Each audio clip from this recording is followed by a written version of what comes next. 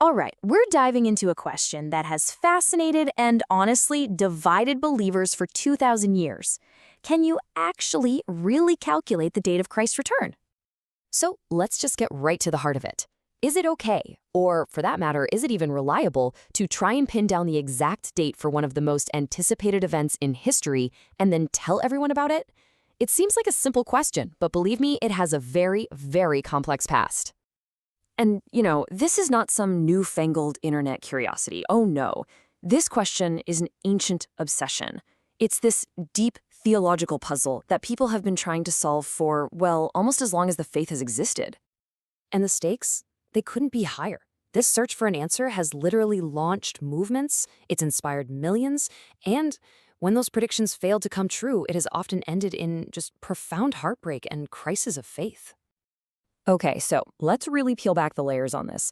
We're going to break down the thinking behind the calculations, look at the arguments against doing it at all, and see what history itself has to say about how reliable this all is. To really get a grip on this timeless question, you have to understand that there are basically two completely different ways people have tried to answer it. Two fundamental approaches to this huge mystery.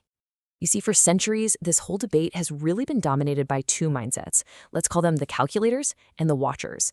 And these two groups, they represent two profoundly different ways of reading the Bible and even thinking about what faith is. So let's start with the calculators. Their whole point of view is built on this core belief that the answers are right there, hidden in the text, just waiting for someone smart enough to crack the code. At the very heart of this way of thinking is the idea that the Bible isn't just a book of stories and lessons. For a calculator, it's also a kind of divine cryptogram, filled with these prophetic timelines, symbolic numbers, and hidden clues that God left for the truly faithful to uncover. And they've got a method. It's pretty systematic. First, you identify those key prophetic verses, from books like Daniel or Revelation. Then you get into the really complex work of decoding all the symbolic language, like turning 7 days into 7 years, that kind of thing. And finally, you pull all that data together to create a timeline that points to one specific date. And their justification, well, it really boils down to this one simple but powerful idea. God wants us to know. I mean, why would he put all those clues in the Bible if he didn't want us to find them? For them, the search itself is an act of real devotion. Okay, now let's flip the coin and look at the other side, the watchers. For this group, the whole focus shifts. It moves away from calculation and towards preparation, away from knowing and towards trusting.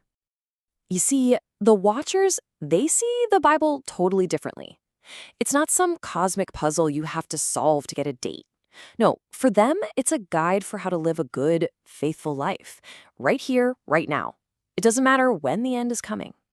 And this really puts the two views side by side. On one side, you've got the calculators, who see the Bible as a puzzle and believe God wants us to know the time. On the other, you've got the watchers, who see it as a guide and believe God wants us to trust his timing.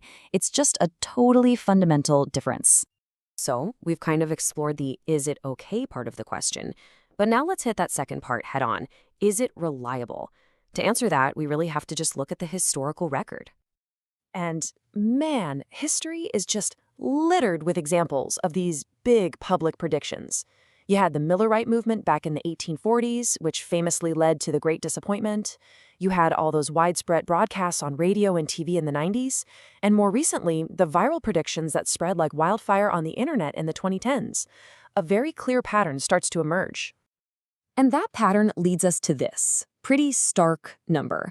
When you look at every single publicly announced, specifically calculated date for Christ's return throughout history, the number of them that have actually been right is 0. A 0% success rate. The track record is, frankly, impossible to ignore. So if the reliability is literally 0, why does this keep happening? Why does this obsession continue? Well, this is where we get to the real core of it all, this deep human tension that exists between the need to know and the call to just believe. Because what this whole debate really brings to the surface is this core conflict.